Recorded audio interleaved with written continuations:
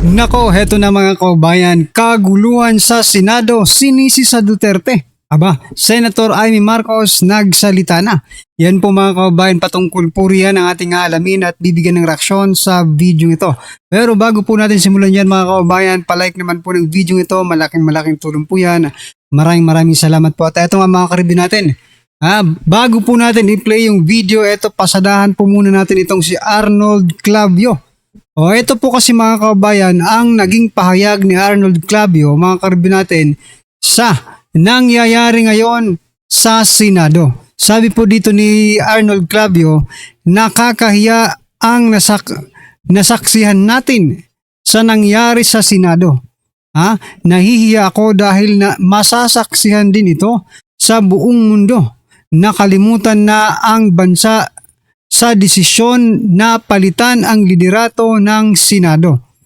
Kahit ano pa ang gawing pagtatakip ang naging pagkilos ng mga kaalyadong senador ng pamilyang Duterte ay para sa sariling interes at layong mapigil ang paglilitis ni VP Sara Duterte na ma-impeach sa ikalawang pagkakataon. Ayan mga kabayan Dahil daw sa impeachment mga kabayan, nakakahiya daw yung ating Senado ngayon. Dahil biglang nagpalit ng liderato, nahihiya si Arnold Clavio sa buong mundo mga kabayan dahil pinalitan si former Senate President Soto. Mas nakakahiya ka Arnold Clavio. Ayan si Arnold Clavio. Mas nakakahiya ka. Bakit? Pumapabor ka sa isang Senate President na wala namang ginagawa, diba? Patungkol sa mga korupsyon sa ating bansa. Ikaw ang mas nakakahiya, Arnold Clavio, diba? Kasi pumapanig ka doon sa mga walang ginagawa para matukoy natin yung mastermind mga kababayan, diba? Grabe paglilihis daw mga kababayan. Ayon po kay Arnold Clavio, paglilihis daw yung mga nangyayari ngayon dyan sa Senado.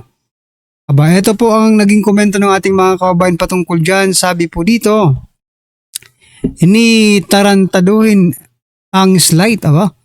Ano ba ang punot dulo ng impeachment? Hindi nila kasi kayang talunin sa 2028. Pilit sinisira at pinagtutulungan, hindi kasi kaya sa parehas na laban. Mas nakakahiya yon. Tunay na may kasalanan yung mga naghain ng impeachment complaint. Correct. Sabi po dito, dami mo alam, Arn. Tama, nakakahiya nga po, sabi po dito ni Liberty, no? Mas nakakahiya yung buntisin mo.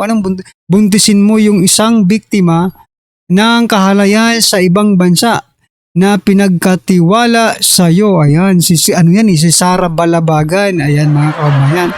Dahil sa Duterte lang ang totoong may malasakit sa masang Pilipino at nagustuhan ang kanyang pamumuno. Correct.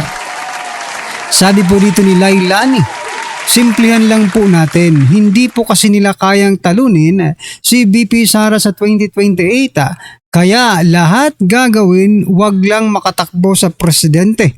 Mas may iba, dapat focus ang gobyerno, ang flood control at korupsyon. Correct. Naging political analyst naman bigla to. Political analyst na ngayon si Arn. Ayan mga kababayan. Ano po ang inyong opinion dyan? Sa sinasabi po ni Arn na Duterte na naman, no? May personal na interes ang palitan ng liderato, no? At sinisisi niya ito sa mga kaalyado. At nakakahiya pa raw sa buong mundo mga kababayan na pinalitan ng isang komedyanteng Senate President ng isang abogadong Senate President. Tingnan nyo yan, nasaan ang utak nito mga kababayan, diba? Saan bang mas nakakahiya? Yung meron tayong abogadong Senate President or isang komedyanteng Senate President, diba? Kayo ang mas nakakahiya, no? Anyway, ano po ang inyong opinion dyan mga kababayan? Just comment down below. At eto mga karibin natin, isa ring isinisi rin, no? Sabi naman po dito ni Trillanes mga kababayan, putukan sa Senado stage lamang at gimmick ni na SP Cayetano at Senator Bato. Kung bagay palabas lang, no? yung mga putukan palabas lang pala yun mga kaubayan ayon kay Trillanes. Pero teka lang. Kung palabas po yung putukan na yun mga kababayan, bakit po ang nangyari yung mga minority black, di ba? Si Soto at saka yung iba pa niyang kasamahan mga kababayan ay maagang nagsiuwian kung talagang si Cayetano at si Senator Bato po ang may plot no ng putukan na yan, bakit nauna pang umuwi yung mga hinayupak na mga minority black na mga senador? Diba? May mali yata sa sinasabi mo, Trillanes, ha? May mali at parang hindi ka panipaniwala. Okay? Kasi kung lalo pala ni Cayetano at Senator Bato itong putukan na ito, bakit mas nauna pang umuwi yung mga yung ibang mga senador, di ba? Bakit mas alam pa nila na may mangyayaring ganyan? Di ba? Dahil nagsiuwian nga. Nako po talaga. Ito po mga kababayan, yung naging komento ng ating mga kababayan patungkol po dyan. Sabi po dito ni Len, sabi na nga, babaliktarin. Yun na nga, baliktaran na ngayon mga kababayan. Every time Trillanes involved, laging nagulo ang bansa. Correct. Mapapahiya siya pag may investigation na. I'm sure kasama ito sa ipapatawag. Correct. Dapat talaga itong ipatawag si Trillanes mga kaubayan. Sabi naman po dito ni Very Moon, nagtatanga-tangahan talaga ako. Nagtatangahan talaga ako sa mga taong naniniwala pa rin dito. Baka natatangahan. Ayun. Natatangahan. Kami nga rin. Natatangahan namin. Nabobobohan na rin kami. Sa mga taong naniniwala dyan kay Trillanes, no? Lalo na yung mga mainstream media. Diba? The troublemaker, ayan. When even as the purok leader, purok leader ba to? Mahirap ng pagkatiwalaan bilang purok leader yata ito eh. Sabi po dito ni Aida, say someone who's infamous for staging outrage and rebellion. Ayan mga kababayan, si Trillanes po yan. May naniniwala pa ba sa sundalong kanin na ito? Ang sagot po ay wala na po, ma'am. Wala na pong naniniwala dyan, ma'am. Ayun po yan kay Aida. At saka kay Dolly Jean. Dolly Jean, wala na pong naniniwala dyan. Ewan ko lang Kayo ba mga kaubayan, naniniwala pa ba kayo dito kay Trillanes? Nako po. Anyway, eto na mga kaubayan, pasadahan na po natin yung video. Pasok. Nako po, si Marcos daw ang utak nitong mga nangyari sa Senado. Nako. At ang nagbuking niyan, walang iba kung hindi ang kanyang kapatid. Yan ang ating pag-uusapan ngayong araw na ito. Kung maalala ninyo, kagabi lang, nagkagulo sa Senado at inatake. Ito po ay para bagang mga terorista, mga gangster, o mga sindikatong lumusob sa Senado, itong mga alleged NBI. Banat Bay, bakit mo naman sinabi si Marcos ang mastermind? Hindi ako nagsabi. Alam mo kung sino nagsabi? Ito, yung kapatid niya mismo nagsabi. Kaya ito, pakinggan nyo. Ito kami at yung karamihan ng mga senador nagsiakyatan para bisitahin si Bato kung okay pa rin siya. Dahil kami nagtataka at nagdatingan yung mga opisyal na kada isa, kanina, hindi sumasagot sa amin, deny to death sila. Sabi nila lahat na talagang wala silang kinalaman. Nag-umpisa sa ating PNP, dumating si John Vic Remulla, wala rin siyang kinalaman. Ganon din ang NBI, deadma rin. Lahat sila walang alam pero putukan, tuloy-tuloy. Ganon din, kinausap pa si Presidente Bongbong, si BBM. Sabi din, hindi naman daw niya utos yun, ba't daw nagkaganon. Andito pa kami, kanina pa kami narito. Pero talagang walang umaamin, walang may alam, lahat sila gulatan. Hindi ko maintindihan. Nako, nagkakaputukan na dito sa inyong Senado, amoy usok na sa lahat ng sulok, hindi namin mahanap ang aming mga kapwa senador at hindi kami makapaglabasan. Eto, ang sabi nila, talagang denied to death. Pero, ang sabi ng NBI agents, inutusan daw sila personally and directly ni BBM, arrest Bato at all costs, kahit sino pa ang mamatay, kahit sino pa ang madali, basta pasukuin si Bato. Ngayon din. Kaya't di na namin maintindihan. Ayan ang nagsabi, yung kanilang, kasi meron sila daw nahuling isang NBI agent. Okay? Papakita ko dito yon. May nahuli silang NBI agent at ang sabi, inutusan daw sila mismo, directly, ni BBM, nahulihin si Bato. At all costs. Kahit may mamatay pa. Kahit may masaktan pa. Hindi po ako nagsabi niyan, si Senator Amy. Kapatid niya nagsabi na si BBM mismo ang may kagagawan ng paglusob sa Senado ng NBI. Hindi po ako nagsabi, si Senator Amy mismo yung nagsabi. Pero syempre, si Marcos, todo din. Naman totoo. Mukhang wala namang nag-utos nito. Bakit nagkaroon ng Senate siege? Ayun. Oh. Oo, ang Yan natin to. nabalik. Ay, sorry, hindi yan. Saan na yan? Meron yan eh.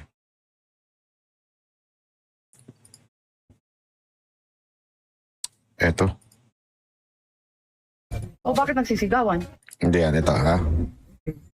Ito, Okay, yan. ngayon bibisitahin ko muna itong opisina ko. Hindi ko alam kung ano na nangyari sa aking mga tauhan. Kasi kanina nagputukan, patay lahat ng ilaw. Ngayon lang ako nakaakit eh. Grabe itong nangyari dito. Bakit naman inatake yung Senado? Hindi ko akalain na mangyayari ito. Dito sa Senate ng Republika ng Pilipinas, ganito na lang ang turing nila sa amin at ang balita, palibhasa lahat sila nagdi-deny. Ang next daw na sasabihin, gawa-gawa lang namin to para mahawakan ang liderato ng Senado at pagtakpan ang impeachment. Ano man namang kalokohan to? Eto na nga at nagtatago kami dito sa barilan, putukan at siege ng Senado. Sasabihin pa na gawa-gawa daw namin. Kasi lahat sila, deny to death, walang nag-utos, nalusubin ng Senado, walang may kinalaman, wala ang talagang mananagot. Eto na naman tayo. Flood control na naman ba? Ayaw, nako. Linaw ho nun ha. Ang sabi niya dito, ang update daw, at yun ang pinalalabas ngayon sa mainstream media ng mga kupal na mga dilawan at mga pinklawan na mga analyst nila. At syempre, kasangkot dito yung mga bayarang media na kesyo gawa-gawa lang daw to. Para daw tumakas si Bato. Hindi naman tumakas si Bato, nandun pa rin siya. Ito pa.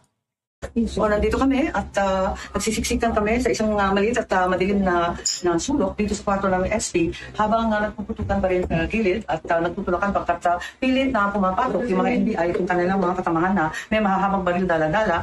Oh, NBI ha. Oh, ito mismo sinasabi na ni Amy. Hindi po ako nagsabi nito ha, Matibag, makinig ka. Hoy Matibag, makinig ka. Hindi ako nagsabi, si Amy Marcos. Ha? Ikayo daw mismo. May mga dala-dala pa kayong mga mahabang baril. At pinagsuot na nga ako ng bulletproof ng aking mga security. Ganun pa man, hindi tama itong nangyayari kung nais nilang dakipin, Senator Bato, hindi nila dapat ipinsala ang institusyon ng Senado, ang building ng Senado at ang mga senador. Hindi po tama itong nangyayari at nananawagan kami sa mga opisyal. Kung kayo ay busy o may ginagawa o kung ano-ano pa, pwede ba tulungan ninyo kami rito? At nagpapasaklolo na yung mga senador ng So, nandito kami at Good job ka dito, Senator Amy ha. Hindi, tayo naman eh, di ba? Alam nyo naman ako, no talaga ako dyan kay Amy. Binabanata natin yan. Pero pag tama palakpakan, pag mali, banatan. No? Ito, good job ka dito ha. Oh. Oh, ito daw. Ito yung sabi nila gawa-gawa. Ngayon bibisitahin ko muna itong opisina ko. Hindi ko alam kung ano na nangyari sa aking mga tauhan. Kasi kanina nagputukan, patay lahat ng ilaw. Ngayon lang ako nakaakit eh. Grabe itong nangyari dito. Bakit naman inatake yung Senado? Hindi ko akalain na mangyayari ito. Dito sa Senate ng Republika ng Pilipinas, ganito na lang ang turing nila sa amin at ang balita, palibhasa lahat sila nagdi-deny. Ang next daw na sasabihin, gawa-gawa lang namin to para mahawakan ang liderato ng Senado at pagtakpan ang impeachment. Ano man namang kalokohan to? Eto na nga at nagtatago kami dito sa barilan, putukan at siege ng Senado. Sasabihin pa na gawa-gawa daw namin. Kasi lahat sila, deny to death, walang nag-utos, nalusubin ng Senado, walang may kinalaman, wala ang talagang mananagot. Eto na naman tayo. Flood control na. Kaya pala yung kanina, sorry. Papa, didelete ko na nga yung mga na-play na natin. Kasi napakaraming ano nito eh. Ha?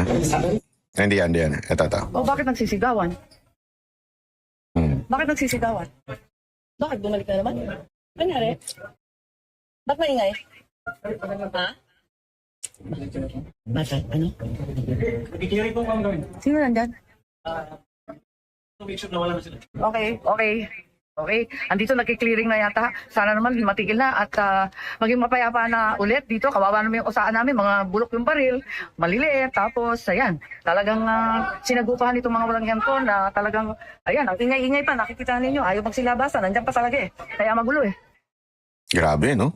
Talagang lantaran ho yung So yan mga kababayan, talagang binaboy, binastos po ang Senado ng mga hinayupak na mga NBI na ito. Pero ang tanong natin sa kahuli-hulihan mga kababayan, sino po ba talagang mananagot dito? Kasi imposibleng wala pong managot dito. Tulad nga po ng sabi ni Senator Amy Marcos, baka ma-flood control ito. Ha? Ibig sabihin po ng flood control, wala pong mastermind na nahuli mga kababayan. Diba? Anyway, ano po ang inyong opinion, reaction patungkol po dyan mga kababayan? Just comment down below at syempre, huwag pong kalimutang i-like ang video ito. Malaking tulong po yan.